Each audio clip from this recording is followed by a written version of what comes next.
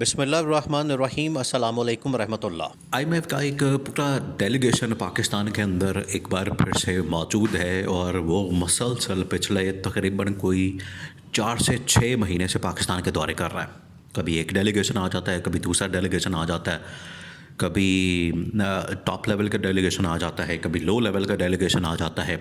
آ کے یہاں پر وہ گورنمنٹ کے ساتھ ملاقاتیں کرتا ہے، گورنمنٹ آفیشلز کے ساتھ ملاقاتیں کرتا ہے، وزارتوں کے اندر جاتے ہیں، باقی جگہوں پر جا کر ملاقاتیں کرتے ہیں، تو ان کی جانب سے مسلسل ملاقاتیں کی جاتی ہیں۔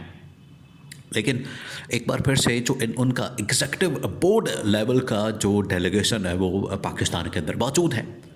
اب انہوں نے آخری جو ملاقاتیں ہیں وہ کرنی ہیں، اور اس کے بعد وہ چلے جائیں گے۔ اس کے بعد پھر وہ جا کے تمام چیزوں کا جائزہ لیں گے، ان کی رپورٹس بنائیں گے، اور پھر اس کے بعد مئی جون کے اندر جب ایک تو ان کا بجٹ پیش کیا جائے گا، بجٹ ہوتا ہے نہیں ہوتا وہ ایک علیحدہ ڈبیٹ ہے، اس کے اوپر علیحدہ مسائل کھلے ہوئے، کھاتے کھلے ہوئے، وہ پاس ہوتا ہے نہیں ہوتا، وہ سارا کا سارا ڈپینڈ کرتا ہے اس بات کے اوپر کہ آئی ایم ایف کے ساتھ ان کی ڈیل ہوتی یا نہیں ہوتی، عالمی ممالک کے ساتھ ان کی ڈیل ہوتی یا نہیں ہوتی، یہ سارا کا سارا اس کے اوپر ڈپینڈ کرتا ہے۔ اور اگر یہ آئی ایم ایف کے ساتھ ڈیل ہو جاتی ہے تو اس کے لیے جو شرائط رکھی جا رہی ہیں، جو کنڈیشنز رکھی جا رہی وہ بڑی معنی خیز ہے، وہ بڑی حیران کن قسم کی ہے۔ اور آپ امیجن کریں کہ اب آئی ایم ایف پاکستان کے ڈائریکٹ براہ راست یہاں کی جو انٹرنل میٹرز ہیں، یہاں کے جو اندرونی معاملات ہیں، ان کے اندر مداخلت کر رہا ہے۔ اس سے آپ اندازہ کر سکتے ہیں پاکستان کی اس وقت حالت کیا ہے، پاکستان کی اس وقت سچویشن کیا ہے، اور انہوں نے پورا کا پورا ملک پکڑ کے، پورا کا پورا ملک، آپ دیکھیں کوئی انہوں نے پاکستان کی چیز نہیں چھوڑی جو کہ اس وقت گروی نہ ہو عالمی اداروں کے پاس، کوئی ایک چیز نہیں ان لوگوں نے چھوڑی۔ انہوں نے سرکاری سوئی کی حد تک بھی تمام کی تمام چیزیں جو ہیں وہ سرکاری طور پر دنیا کے اداروں کے حوالے کرتی ہیں، اور پاکستان کے اندر کوئی ادارہ نہیں بچا، پاکستان کے اندر موٹر ویز نہیں بچے، پاکستان کے اندر ایئرپورٹس نہیں بچے، پاکستان کے اندر ایئر لائنز نہیں بچے، پاکستان کے اندر جو ادارے ہیں وہ نہیں بچے، اسٹیل مل نہیں بچی، کوئی ادارہ نہیں بچا، بینکس نہیں بچے۔ انہوں نے تمام کی تمام چیزیں پکڑ کے تو یا تو عالمی اداروں کے حوالے کرتی ہیں یا پھر پرائیویٹ لوگوں کے حوالے کرتی ہیں۔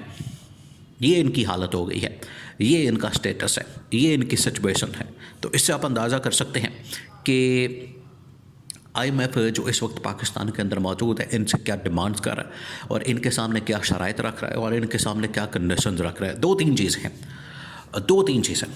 ایک تو یہ کہ وہ ایک پرانی ملاقات ہوئی تھی آج سے تقریباً کوئی 2-2.5 سال پہلے، جس وقت یہ گورنمنٹ موجود تھی، جس وقت یہ حکومت موجود تھی، اور عمران خان ابھی جیل کے اندر نہیں تھا، عمران خان باہر تھا۔ عمران خان کو ان لوگوں نے پکڑ کے جیل میں نہیں ڈالا تھا، عمران خان ابھی پابند سلاسل نہیں تھا، عمران خان باہر تھا۔ ان لوگوں نے کیا کیا کہ عمران خان کو یہ پیغام بھیجا تھا کہ اگر آئی ایم ایف کے ساتھ ڈیل ہونی ہے، آئی ایم ایف کے ساتھ ہم نے ڈیل کرنی ہے، تو اس کے لیے عمران خان سے ملاقات بڑی ضروری ہے۔ یہ آئی ایم ایف کا پیغام آیا تھا پاکستان کی گورنمنٹ کے پاس، پاکستان کی حکومت کے پاس۔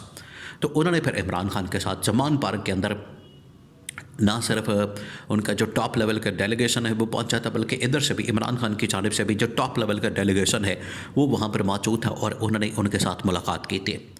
وہ ملاقات جو ہوئی تھی یہ اصل میں بنیادی ملاقات تھی، اور اس کے اندر بنیادی ایشوز جو تھے وہ ڈسکس کیے گئے تھے۔ بنیادی ایشوز کون سے تھے؟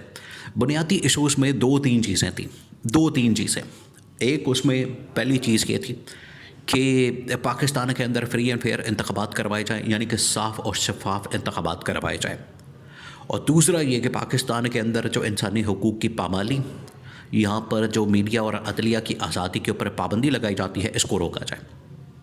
یہ تھا عمران خان کا ایجنڈا اس ملاقات کا، جو عمران خان نے ان کے سامنے معاملہ رکھا۔ لیکن عمران خان کی جو کنڈیشنز تھیں وہ تو بڑی ویلڈ تھی، ان کے اندر تو بڑا وزن تھا۔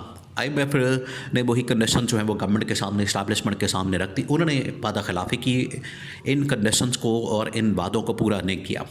یعنی ملک کے اندر نہ صاف اور شفاف انتخابات ہوئے، ملک کے اندر نہ ہی انسانی حقوق کی پامالی ختم ہوئی، ملک کے اندر نہ ہی میڈیا اور عدلیہ کو آزاد کیا گیا۔ تو اس کی وجہ سے آئی ایم ایف نے پیسہ تو چلے ان کو دے دیا، لیکن اب انہوں نے آ کے دوبارہ سے یہاں پر صورتحال کو دیکھا ہے۔ اب کیا ہوا؟ اب ہوا یہ ہے کہ انہوں نے آ کے پاکستان کے تمام اداروں کو اس حوالے سے ان کی جانچ پڑتال کی ہے، ان کو چیک کیا ہے، ان کو پرکھا ہے، ان کی ایک ایک چیز کو دیکھا ہے، چیک کیا ہے۔ دوسرا یہ کہ جو اس وقت ان کی तमाम के तमाम रिपोर्ट्स हैं वो आलमी सतह के ऊपर पहुँच चुकी हैं, और इंटरनेशनल इदारों और इंटरनेशनल ममालिक के पास, उन ममालिक के पास, उन इदारों के पास जो कि फाइनेंशली लोगों को, मुल्कों को लोन देते हैं, खर्चा देते हैं, सपोर्ट करते हैं, उन इदारों के पास पाकिस्तान की तमाम रिपोर्ट्स पहुंच चुकी हैं। IMF के पास भी मौजूद है। अब IMF का डेलीगेशन एक बार फिर पाकिस्तान के अंदर मौजूद है, और उन्होंने ना सिर्फ शहबाज शरीफ के साथ बल्कि इवन के इस्टेब्लिशमेंट के बहुत अहम तरीन लोगों के साथ मुलाकातें की हैं। अब वहाँ पर जो चीज़ें रखी गई वो बड़ी हैरान कुन, बड़ी तशवीशनाक। आप इमेजिन करें, आप सीन चेक करें कि कहाँ से मामलात हैंडल हो रहे हैं। अब IMF ने इनके सामने कहा है कि इंटरनेशनल ह्यूमन राइट्स की ऑर्गेनाइजेशन की रिपोर्ट, वो तमाम जितने आलमी इदारों के इंडिकेटर्स हैं वो पाकिस्तान के ख़िलाफ़ हैं, पाकिस्तान के ख़िलाफ़ हैं, ये उन्होंने कहा। तो ये एक बड़ी अलार्मिंग बेल उन्होंने बजा दी है पाकिस्तान के लिए। आपके तमाम की तमाम रिपोर्ट्स, इंडिकेटर्स, जितने इंडेक्स हैं जमहूरियत के हवाले से, इंसानी हुकूक के हवाले से और ह्यूमन राइट्स के हवाले से, उसके बाद करप्शन के हवाले से, बाकी तमाम चीज़ों के हवाले से पाकिस्तान जो है बहुत ही नीचे चला गया, तबाही और बर्बादी फेरी हुई है, जिसकी वजह से वो तमाम की तमाम रिपोर्ट्स इन्होंने सामने रखी हैं। और सारा का सारा लिंक कहाँ पर जाके जुड़ता है इमरान खान और PTI के साथ, कि सिर्फ एक शख्स को आपने माइनस करने की खातर, एक शख्स को आपने साइड पर रखने की खातर, उसको खुद लाइन लगाने की खातर, एक शख्स को आपने उसको जो है सारा कुछ जकड़बंद करने की खातर आपने पूरा का पूरा मुल्की निज़ाम जो है वो आपने स्टेक के ऊपर लगा दिया है। ये उनकी जानिब से कहा गया, और उन्होंने कहा कि अगर आपने ये चीज़ें बेहतर ना की तो आलमी इदारे आपको फिर सपोर्ट फाइनेंशियली करना बंद कर देंगे।